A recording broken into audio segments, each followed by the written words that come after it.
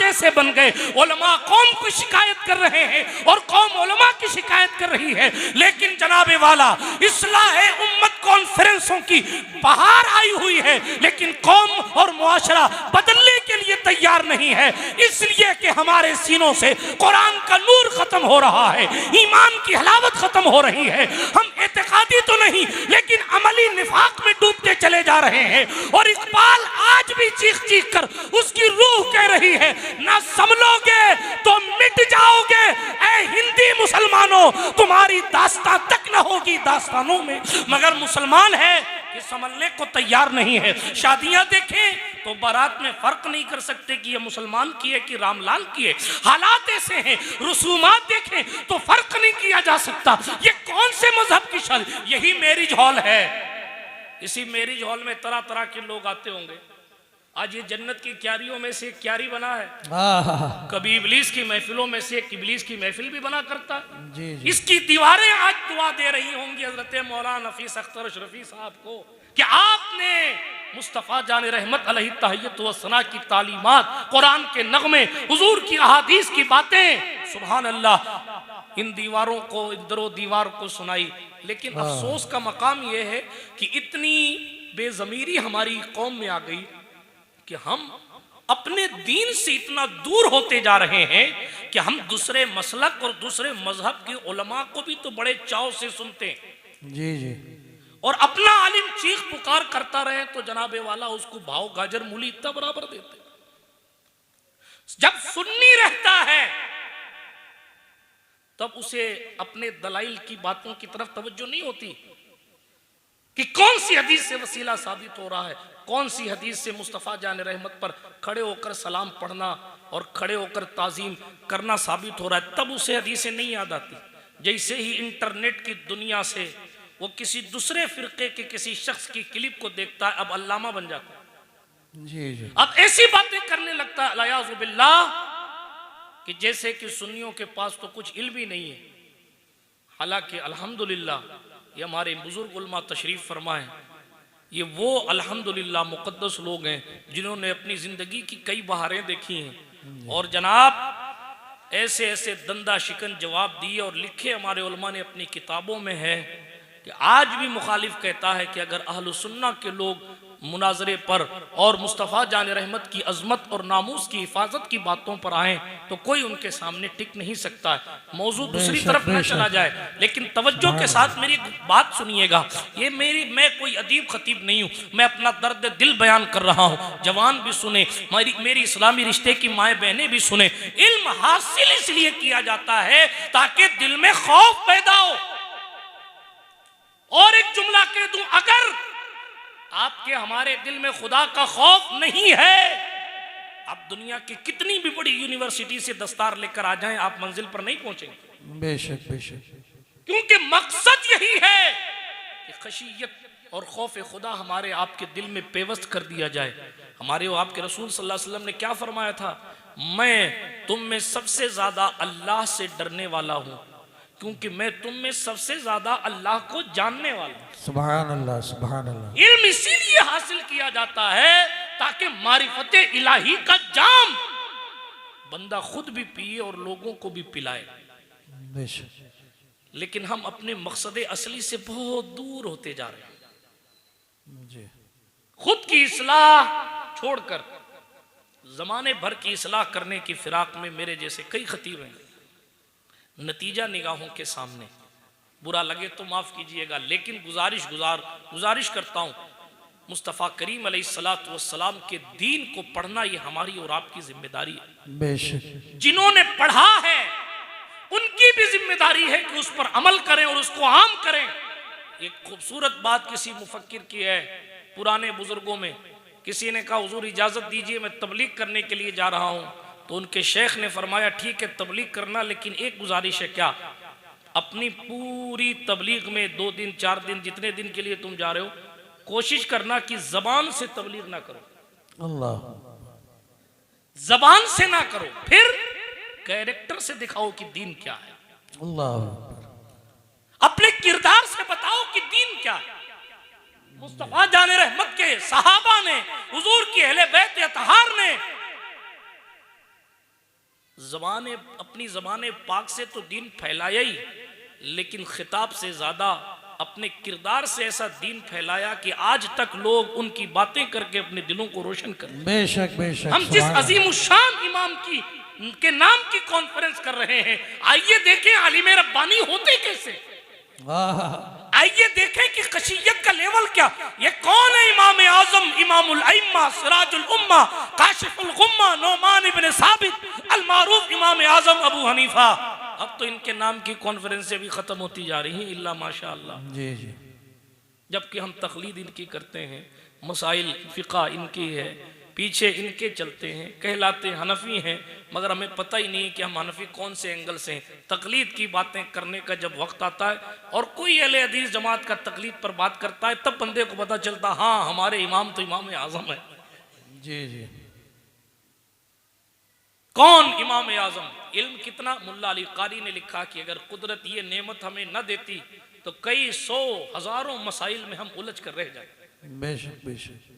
हजरत इमाम आजम अबू हनीफा, इल्म इतना कि जहां से लोगों की सोचने की ताकत जहां पर खत्म होती है, वहां से अपने वक्त के वो जलीलुल कद्र इमाम, वहां से उनके सोचने की ताकत शुरू होती है। सुभान अल्लाह। सैकड़ों बातें और सैकड़ों वाकयात आपने इस टॉपिक पर इमामुल अइम्मा के सुने, लेकिन मैं क्या अर्ज कर रहा हूं, उनका खौफे खुदा। जी। आलिम रब्बानी है तो खशियत का लेवल, इल्म इतना है कि बड़े बड़े लोग उनसे इक्तिसाबे फैज करते हैं। बुखारी के असातिज़ा जिसके शागिर्द है, जी जी, हजरत सरकार दाता अली हजवेरी, सुल्तानुल हिंद गरीब नवाज जैसे लोग जिसे अपना इमाम कहते हैं, वो इमाम आज़म अबू हनीफा है। लेकिन जनाब रास्ते से जा रहे थे, एक शख्स लेटा हुआ सो रहा। सरकार इमाम आज़म अबू हनीफा जब गुजरे तो उसका पैर हजरत इमाम आज़म के पांव से टकरा गया। तवज्जो है आपकी? सुनिए, कोई लंबी चौड़ी तकरीर नहीं, वक्त आपको बानिए महफिल ने बता दिया, उससे पहले पहले महफिल को इख्तिताम की मंजिल पर लेकर जाना। एक शख्स सो रहा है, लेटा हुआ है, इमाम आज़म अबू हनीफा उधर से गुजरे तो आपका पांव उस लेटे हुए शख्स के पांव से लड़ गया। पांव टकराना था कि वो सोता हुआ उठ के बैठ गया, और सोता हुआ जैसे उठ के बैठा तो उसने कहा, इमाम साहब मैदान कयामत याद नहीं है। इतना कहना था कि इमाम आज़म बेहोश होकर जमीन पे गिरे। अल्लाह अल्लाह। यह है महशर का डर। और अब कब्रिस्तान में जुए खेले जा रहे हैं और फिर कहा जा रहा है हम तो फलाने पीर साहब के मुरीद हैं, हम तो डायरेक्ट चले जाएंगे, हम तो डूबेंगे सनम, तुमको भी ले डूबेंगे। अल्लाह की पनाह, नाउज़ु बिल्लाहि मिन ज़ालिक। ये वो शख्स है जो रमजान में 61 बार कुरान मुकद्दस की तिलावत मुकम्मल करता। अल्लाह। एक कुरान दिन में, एक कुरान रात में, और एक कुरान तरावी में, एक महीने में 61 मरतबा कुरान मुकद्दस की तिलावत करने वाले, कभी 700 रकात, कभी 1000 रकात नफ्ल नमाज की अदायगी करने वाले, सैकड़ों मसाइल के को चुटकियों में हल कर देने वाले इमामुल अइम्मा का ये खौफे खुदा है कि रात की तारीकी में वो अल्लाह के दर से रोया करता। अल्लाह। बाबू बैठ के तकरीर सुन लो वरना सलाम पढ़ लूंगा बेटा, मैं किसी का पाबंद नहीं हूं। हाँ, या खशियत रब्बानी पर गुफ्तगू हो रही है और वहाँ मंजिल मकसूद की बधाइयाँ दी जा रही, थोड़ी देर सुन लीजिए। मैं कोई किराए का और भाड़े का और फिक्सिंग का मुकर्रिर नहीं हूँ। ऐसा नहीं है कि मौलाना नफी साहब ने 12:30 कर दिया तो मैं 12:30 ही बोलूंगा। मैं अभी वमा अलैना इल्लल बलाग के मैंने कीजिए बच्चे, इसलिए क्यों तवज्जो के साथ सुन। मैं रुदात सफर सुनाने वाला मौलवी नहीं, मेरा मिजाज अलग। दुरूद शरीफ पढ़ी, अल्लाहुम्मा सल्ली अला सय्यिदना जद्दिल हसन वल हुसैन व अला आलि सय्यिदना जद्दिल हसन वल हुसैन व अंजिलहुल मक़ादल मुक़र्रब इंदका यौमल क़ियामा। मैं जो समझाना चाह रहा हूँ उस सेंसिटिव मौजू को समझने की कोशिश कीजिए। हमारे और आपके दिल में अगर खुदा का खौफ नहीं है तो हमारा ईमान हमें और आपको किधर ले जा रहा है, और ईमान का लेवल और टेम्परेचर क्या है। हमारी बेटियां अगर रोड पर नाच रही हैं तो हम किस मुंह से किसी शेख तरीकत के मुरीद हैं, या किस मुंह के सच्चे सुन्नी है या कादरी या चिश्ती है। हमारा ईमान अगर हमें अपने गुनाहों पर नदामत की फिक्र नहीं दे रहा है तो फिर हम कहीं मुनाफिकत की दहलीज तक तो नहीं जा रहे। अगर हम नसीहत करने वालों की नसीहत से फायदा नहीं उठा पा रहे हैं तो क्या हमारा ईमान निफाक में तब्दील तो नहीं हो रहा? क्योंकि कुरान तो कहता है फ़इन्न ज़िक्रा तनफ़उल मोमिनीन, बेशक नसीहत ईमान वालों को नफा देती। और अगर आपको और हमको नसीहत नफा नहीं दे रही या हम नफा नहीं उठाना चाह रहे तो कौन सी कैटेगरी के ईमान वाले हैं? ये मुफ्ती साहब से मत पूछिए, ये अपने आप से पूछिए, क्योंकि सबसे बड़ा मुफ्ती आपके बारे में आपका दिल है। क्योंकि दारुल इफ्ता का मुफ्ती वही जवाब लिखेगा जो सवाल में इस्तिफ्ता लिखा होगा, मगर दिल में क्या है वो साहिबे दिल जानता है कि मेरे दिल में क्या है। बेशक बेशक। नारे तकबीर। खिरद ने कह भी दिया ला इलाहा तो क्या हासिल, दिलो निगाह मुसलमान नहीं तो कुछ भी नहीं। नारे तकबीर, नारे रिसालत, उलमाए अहले सुन्नत, नादराने मिल्लत इस्लामिया, सुभान अल्लाह। हजरत इमामुल अइम्मा इमाम आजम अबू हनीफा एक रात नफल नमाज पढ़ने के लिए एक मस्जिद में दाखिल हुए। तिलावत में, नमाज में, क़याम में सूरह ज़िलज़ाल की तिलावत की। इज़ा ज़ुलज़िलतिल अर्दु ज़िलज़ालहा अख़रजतिल अर्दु अथक़ालहा। पढ़ते रहे। सूरत पूरी हुई तो ज़ार ज़ार रोने लगे। जब आयत करीमा आई फ़मन यअमल मिस्क़ाला ज़र्रतिन ख़ैरन यरा वमन यअमल मिस्क़ाला ज़र्रतिन शर्रन यरा। आंखें अश्क बार हैं और अपनी दाढ़ी पकड़ी नमाज से फारिग होने के बाद, और दाढ़ी पकड़ के कहते ए अल्लाह अबू हनीफा के बुढ़ापे पर रहम फरमा दे। अल्लाह,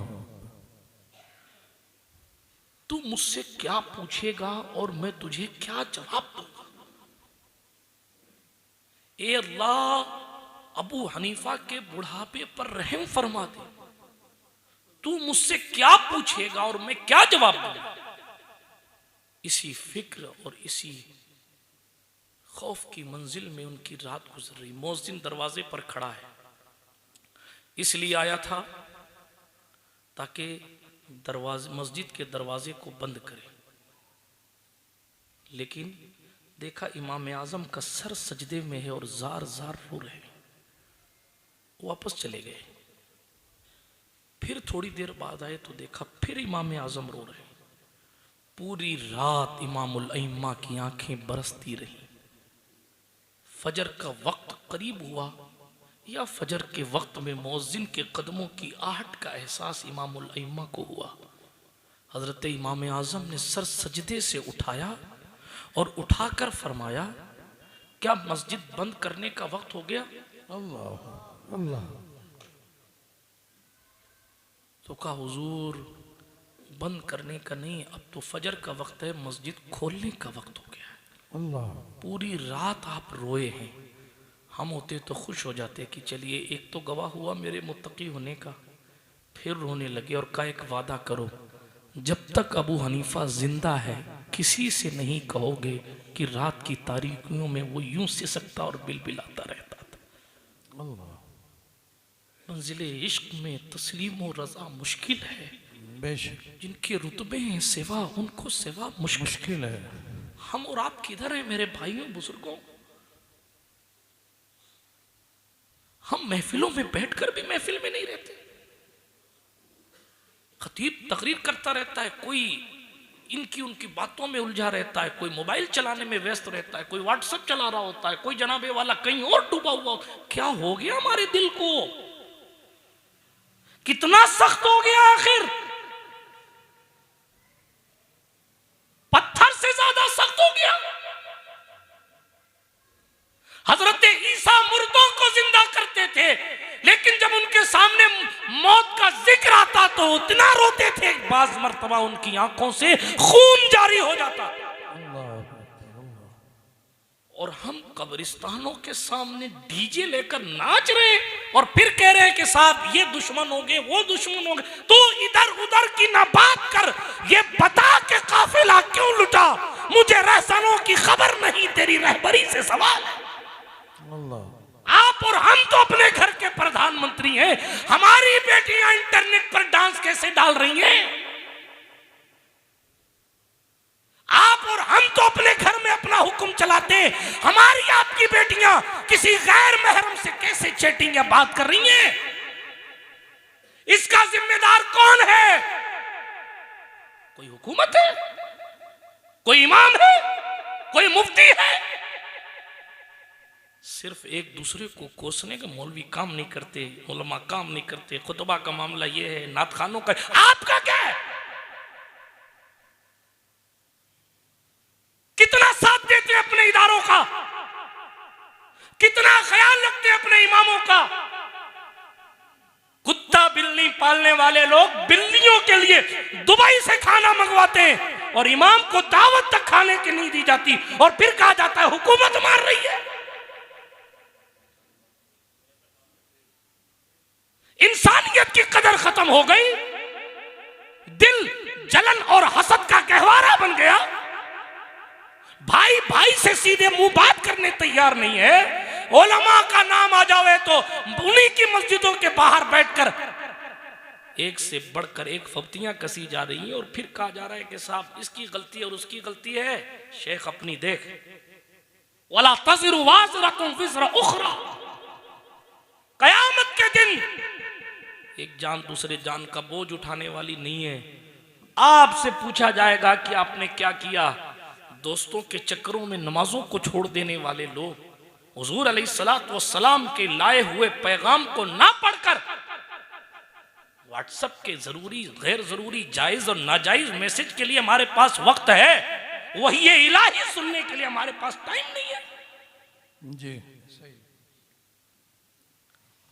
आप मुझे कोई मैसेज भेजते या कॉल करें और मैं जवाब नहीं देता, या आपका कोई दोस्त आप उसको मैसेज करें, व्हाट्सएप पर मैसेज करें, डबल टिक हो जाए तो बंदा कहता साहब पहुंच गया था फिर भी जवाब नहीं दिया, और नीली लाइन आ जाए तो और कहते हैं साहब देख लिया था फिर भी जवाब नहीं दिया।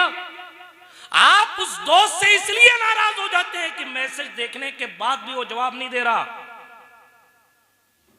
क्या कुरान एक मैसेज नहीं है? क्या इसको प्रोफेट मैसेंजर नहीं लाए? क्या आपने ये मैसेज नहीं देखा? क्या रिप्लाई किया आपने? कुरान ने कहा कीमुस सलात, आपने क्या रिप्लाई किया? कुरान ने कहा आतु ज़कात, आपने क्या रिप्लाई किया? अल्लाह के मैसेज का जवाब देने का वक्त नहीं है अमल से, और हम आसमानी बातें कर रहे हैं। कोई सहाबा पर टिप्पणियां कर रहा है, कोई हुजूर की जिंदगी पर बातें कर रहा है, कोई अहले बैत का कद नापने के लिए निकल पड़ा है, कोई खुलफाए राशिदीन महदीयीन पर बातें कर रहा। पिद्दी न पिद्दी के शोरबे, जिनको शर्त और फर्ज का फर्क नहीं पता है, वो ऐसी अजीब अजीब बातें करने लगे, और लोग खास तौर पर उनको तवज्जो देकर पता नहीं क्यों ऐसे लोगों को बढ़ावा देते। हमारा और आपका असल मकसद अपने दिल को मुस्तफा जाने रहमत की मोहब्बत से रोशन करना। हमें करनी है शहंशाह बतहा की रजा, जो वो हो गए अपने तो रहमते परवरदिगार अपनी। इसलिए इल्म हासिल कीजिए, और इल्म इसलिए हासिल कीजिए ताकि हमारा आपका सीना रोशन हो सके, ताकि हमारे और आपके दिल में खशियत रब्बानी पैदा हो सके। जो जितना बड़ा आलिम होता है वो उतना ज्यादा अल्लाह से डरता है। तारीख उठाकर पढ़ लीजिए, मैं किन किन उलमा की मिसाल दूं। चूंकि इमाम आजम अबू हनीफा कॉन्फ्रेंस पढ़िए आप इमाम आजम के तकवे को, रात रात भर इबादतें करने वाला शख्स, अपने मालिक को मनाने के लिए अल्लाह अकबर हर जायज सूरत से मेहनत करने वाला शख्स। और एक बात, इल्म जब आता है, खशियत जब आती है, तो रकीकुल कल्ब भी अपने साथ लेकर आता है। जब दिल में खौफ होता है तो दिल नरम भी होता है मखलूक के लिए। जब इल्म नहीं होता तो दिल नरम नहीं होता। और फिर उलमा समझाते रहते हैं, अरे भाई साहब सुलह कर लो, सुलह कर लो, सुलह कर लो, तो ऐसे टाइट होके बैठे रहते हैं जैसे नमरूद जमाना हो गए।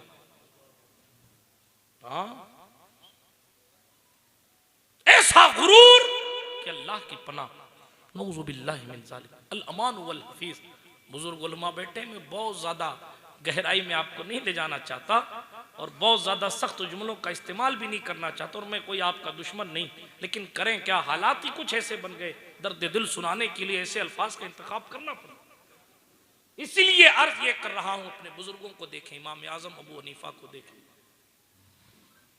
दिल भी नरम हो जाता है।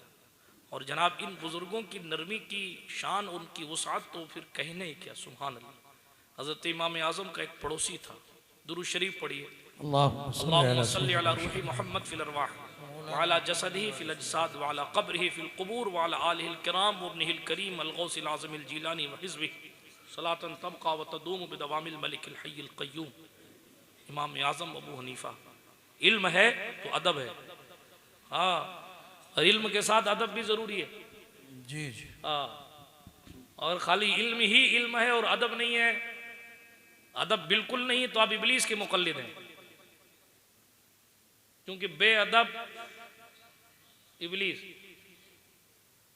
इल्म के साथ अदब भी जरूरी, समझ शरीफ में बात आ रही है? जी जी। हाँ, आज ये भी एक स्पेशल रगड़ा है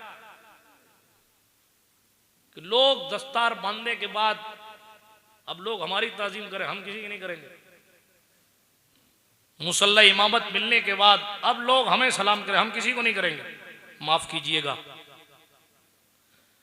किन किन हंगामों पर बात की जाए।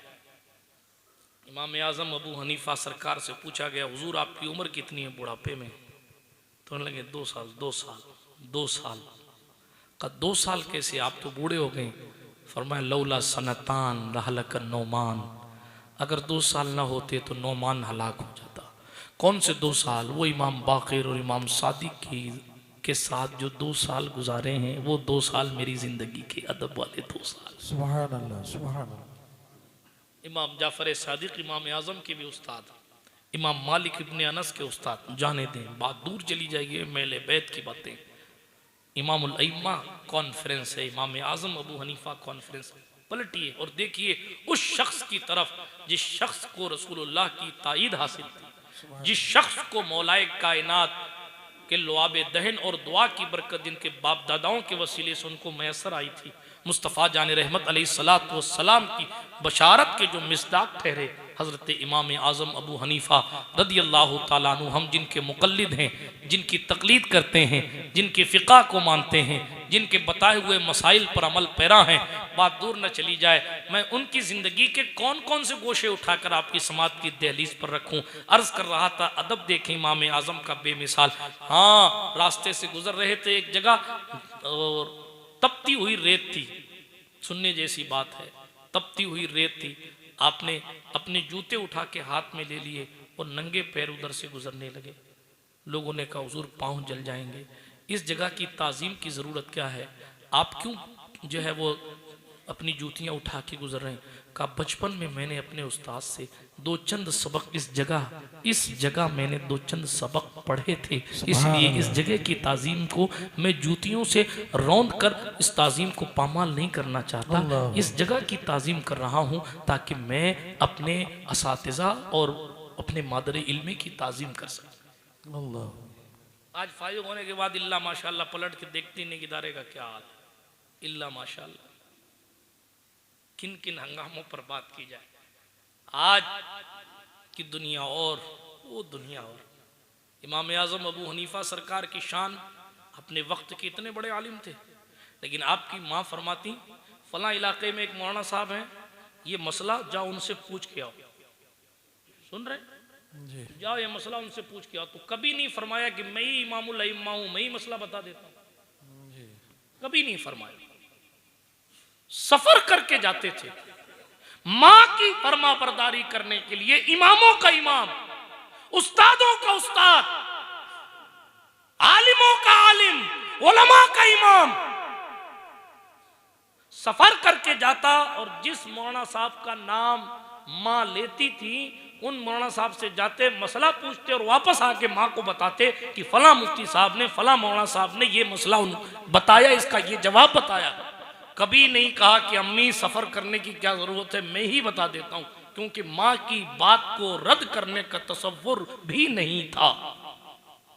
एक मर्तबा ऐसा हो गया कि कोई दकीक मसला था, हजरत सफर करके उन मौलाना साहब के पास पहुंचे और जब उनके पास पहुंचे तो पहुंचने के बाद उनकी दरबार में ये मसला रखा, उनसे जवाब नहीं आया। जब उनसे जवाब नहीं आया, संभल वालों सुनने की बात है, जब उनसे जवाब नहीं आया, वो भी जानते थे ये सवाल करने वाला खुद इमामों का इमाम है, लेकिन चूंकि माँ की मोहब्बत और माँ की फरमाबरदारी के लिए सफर करके आता है, तो उन्होंने कहा हजरत जवाब तो आपको भी पता ही होगा, ऐसा करो कि आप मुझे जवाब बता दो, मैं उस जवाब को दोहरा देता हूं और जब मैं जवाब दोहरा दूं तो जाकर अपनी माँ को मेरा जवाब सुना दीजिए। सुभान अल्लाह, सुभान अल्लाह। इमाम आजम ने जवाब दिया उस सवाल का, उन मौलाना साहब ने उस जवाब को दोहराया। दोहराने के बाद इमाम आजम ने अपनी माँ के पास आके कहा अम्मी ये मौलाना ने ये जवाब दिया। अभी भी नहीं कहा कि मैंने बताया था तो जवाब दिया। जी जी, ये है इल्म और फैजान इल्म, ये है बरकतें और रौनकें इल्म दीन मुस्तफा। अगर हम मगरूर हो जाते हैं इल्म हासिल करने के बाद, अगर हमारे अंदर से आजिज़ी और इंकिसारी खत्म हो जाती इल्म हासिल करने के बाद, तो दोस्त गलत ट्रैक पे चले गए, पलट आओ। कसे बाशत सही ट्रैक क्या है? ये ट्रैक सही है जो इमाम आजम अबू हनीफा का ट्रैक है। दिल इतना नरम हो जाता कि फिर अल्लाह अकबर इल्म खशियत लाता है, खशियत रकीकुल कल्बी लाती। आज हमारे और आपके दिल सख्त होते जाते हैं, रोने वाली बातों पर भी हमें रोना नहीं आता। जनाजों पर जनाजे उठाए जा रहे हैं, हमारी आंखें नहीं बरसती। नफ्स की ख्वाहिश पूरी ना हो तो हम रो देते हैं, लेकिन दिल इतना सख्त हो गया है कि खुदा वंदे करीम के डर से हमारे दिलों से खुदावंदे करीम का डर निकला कि अब आंखें खौफे खुदा से आंसू नहीं बहाती।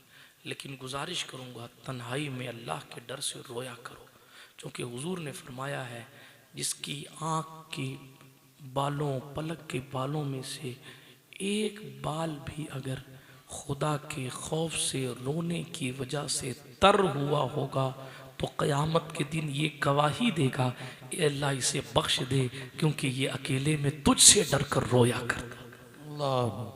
मोबाइल गुम जाए तो रोते हैं, रिश्ता टूट जाए तो रोते हैं, रिचार्ज ख़त्म हो जाए तो रोते हैं, पसंदीदा क्रिकेट टीम हार जाए तो रोते हैं। टूर्नामेंटों के लिए टाइम है, इधर उधर फांफू करने झूठी नेतागिरी करने के लिए वक्त है, अपनी कब्र की रोशनी के लिए भी तो कुछ वक्त निकालो भाई साहब। उसके लिए कोई अलग से जिंदगी मिलेगी क्या? उसके लिए कोई अलग से मौका दिया जाएगा? हरगिज नहीं। हजरत इमाम आजम अबू हनीफा का एक पड़ोसी था, वाक़या है शुरू किया था, इसी पर बात को ख़त्म करता हूँ। शराबी था, सुन रहे जी, शराबी था, और इधर इमाम साहब अलैहि रहमान नमाज पढ़ते, उधर वो तूफान बदतमीजी करता, नाचता, हाँ वो करता। शराब के नशे में तो नशा तो नशा है, नशा तो नशा। इबलीस से पूछा गया तेरे खतरनाक हथियार के बारे में बता, तो इबलीस कहने लगा नशा। इसलिए कि जब इंसान नशा कर लेता है तो हम उसे ऐसे खेलते हैं जैसे लोग फुटबॉल से खेलते हैं। जी, आज हमारी कौम इस तरफ भी जा रही है, लोग नशे कर रहे हैं, हराम कमा रहे हैं, सट्टे खेल रहे हैं, सूद खा रहे हैं, और पहली सफ के नमाजी भी बने बैठे। आप नमाजी नहीं इमाम बन जाओ, कुछ होना जाना नहीं है, इसलिए कि अल्लाह दिलों के हालात को जानता है। अगर आपका दिल साफ नहीं है और हमारी और आपकी कैफियत ये है कि हमारा ताल्लुक रिज़्क़ हलाल से नहीं, कितने भी बड़े पीर साहब के खलीफा हो या खुद बहुत बड़े पीर साहब, पकड़े तो जाओगे क़यामत की, जी, घसीटे जाओगे। ये ख्याल दिमाग से निकाल देना कि हमारा ताल्लुक फलां से है, लिहाजा हम अरे फलां से। इमाम जाफर सादिक रोते, हजरत शेख दाऊद ताई इमाम आजम के शागिर्द हैं। शेख दाऊद ने कहा इमाम जाफर से हमको नसीहत कीजिए, इमाम जाफर से कहा हमको नसीहत कीजिए, तो इमाम जाफर सादिक खामोश हो गए। फिर कहा हमको नसीहत कीजिए, आप सैयदजादे हैं, तो इमाम जाफर रो पड़े। कहा इसी बात का तो डर है कि हम सैयदजादे हैं। कयामत में रसूलुल्लाह ने पूछा उम्मत ने गुनाह किया, ये उम्मत थी, तुमने क्यों किया? तुम तो औलाद थे। तो जाफर जवाब क्या देगा? मंजिल इश्क में तस्लीम और रज़ा मुश्किल है, जिनकी रुतबे हैं सिवा उनको सिवा मुश्किल। वो शराबी था, तूफ़ान मचाता था, इमाम आज़म का पड़ोसी था, तूफ़ान मचाता था, मगर इमाम साहब अपनी नफल नमाज में लगे, जबकि हुकूमत इनको मानती थी, जजेस इनके थे, खलीफा इनका था, लेकिन ये सादगी में अपना इबादत में मसरूफ़ रहते। एक दिन इबादत से फारिग हुए तो सुबह उसके घर के पास गए कि यार ये रात को जो ये फितने करता है, ये रात को तो बड़ा साइलेंट था, कोई आवाज़ नहीं आ रही थी। तो पड़ोसियों ने बताया रात को पुलिस के अहलकार इसको पकड़ के ले गए, जेल में टिका दिया। हम होते तो कहते देखते हो, देखा ये मेरे सब्र का नतीजा है, मैंने सब्र किया लिहाजा अल्लाह ने गैब से इंतजाम कर दिया और उसका बेड़ा गर्क हो गया। हम होते तो कहते ये मेरी बद्दुआ है वगैरह वगैरह। मगर इमाम आज़म यूं ही इमाम आज़म नहीं है। कहा पुलिस ले गई, कहाँ हुजूर पुलिस ले गई। हजरत इमाम आज़म ने ख़त लिखा, एक पैगाम भिजवाया, खलीफा वक्त को कह दो अबू हनीफा तुम्हारे दरबार में आ रहा है। खलीफा ने कहा जो इमाम कभी बुलाने से नहीं आता था आज कैसे आ रहा है। खलीफा ने अपनी स्पेशल कैबिनेट लगाई, कहा सुनो, महल से बाहर जाकर रोड पर पहुंचकर इमाम आज़म की सवारी की रिकाब थाम के इज्जत के साथ लेकर आना, और जब तक महल की कालीन शुरू ना हो जाए तब तक के सवारी से उतरने मत देना, इसलिए कि वो हमारे सरों का ताज है, वो इमामों का इमाम है। अल्लाह अकबर। जब खलीफा वक्त ने ये कहा पूरी कैबिनेट इस्तकबाल में लग गई। इमाम आज़म पहुंचे, खलीफा इस्तकबाल को आया, अपने महल में ले गया, बिठाया, कहा मैं यहाँ बैठने और दावत खाने नहीं आया। तो हजरत कैसे तशरीफ लाए। कहा हमने सुना है कि हमारे पड़ोसी को आपकी पुलिस ने पकड़ लिया, मैं उसको छुड़वाने आया। कहा हुजूर वो तो आपको परेशान करता था, एक नंबर का शराबी है, नाचता है रातों को, हम उसको पकड़ के लाए। इमाम आज़म अबू हनीफा ने कहा सब जानता हूं लेकिन मेरी कोई शिकायत नहीं, उसे छोड़ दिया जाए। खलीफा ने खुशी खुशी में ऑर्डर जारी किया, आज जितने कैदी पकड़े गए हैं सबको छोड़ा जाए, इसलिए कि आज इमामों का इमाम हमारे महल में आया। फिर कुछ नहीं कहा, वापस अपनी सवारी पर बैठकर रवाना हो गए। एहसान तक नहीं जताया देख मेरी वजह से तू छूटा है, नहीं, अपनी सवारी पर बैठकर वापस रवाना हुए तो पीछे से दौड़ के आके घोड़े की टांग पकड़ ली। का हुजूर कहाँ छोड़ के जाते हैं। हजरत इमाम आज़म ने फरमाया मेरी वजह से तुम्हें कोई तकलीफ तो नहीं हुई। अल्लाह अकबर।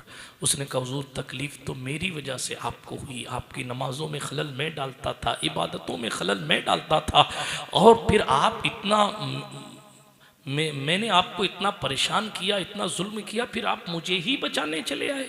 आपकी सवारी बाद में आगे बढ़ेगी, पहले हाथ बढ़ाइए, आपके दामन से वाबस्ता होना चाहता हूँ, तौबा कराइए, मैं तौबा करके आपका बनना चाहता हूँ। यह है इमाम आज़म अबू हनीफा।